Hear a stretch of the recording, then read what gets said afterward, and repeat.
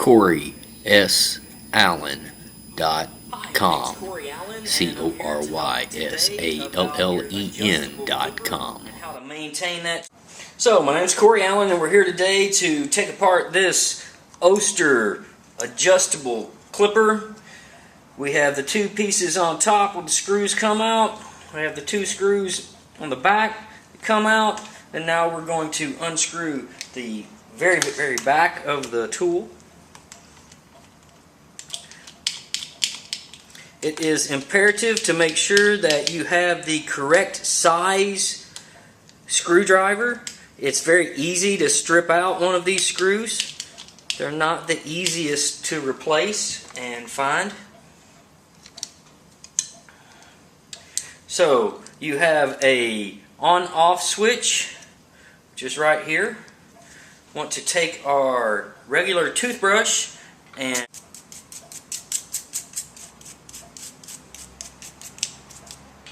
so for those of you that have an older tool that is not as clean as this one, you want to make sure that you start with possibly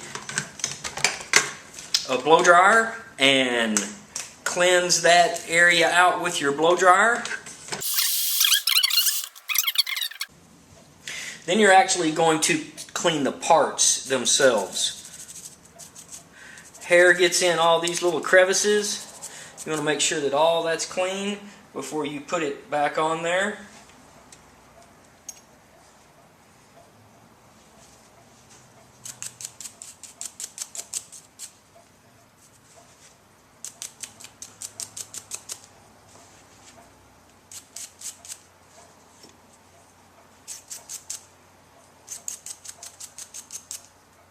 Be so surprised how just that little bit of hair can slow your clipper down.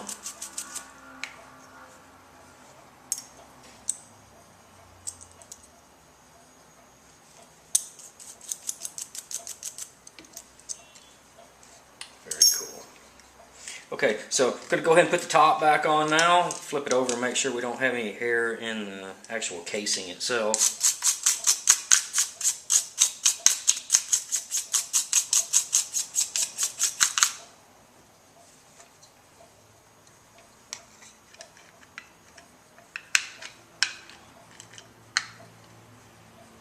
Oh, that can pop right off of there. You got to be careful when you put this back together.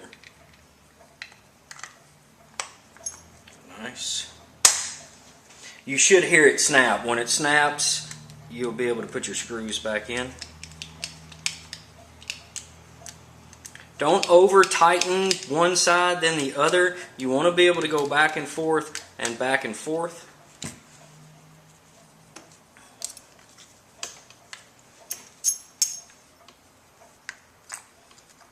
Going to set my clipper blade in first, in between this little tongue right here that wiggles back and forth, and that's what actually moves the blade.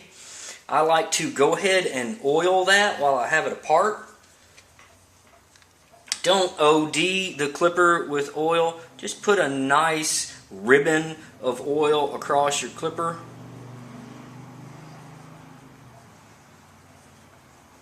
Going to go ahead and on the rails of the clipper run another ribbon of oil.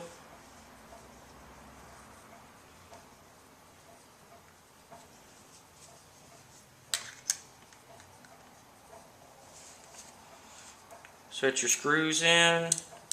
It's easiest to do it one at a time because the other screw just falls out typically. Again, screw it until you just barely get the screw to stop. You don't want to put excess tension on the clipper or on the screw at this time. What we're going to do is close the armature all the way closed. I'm going to press the clipper down against the table, making sure that the clipper is flat against the table. I'm going to tighten up the screws at this time. What that will do is it will allow the teeth to get very close to the end of the clipper, and where it won't bite your customer, because the clipper, like a underbite, sticks out and has a chance to bite your customer on the back of the neck, this will leave it just back away from the teeth to give you nice movement and a good amount to taper with. We'll come back to the Oster brand template.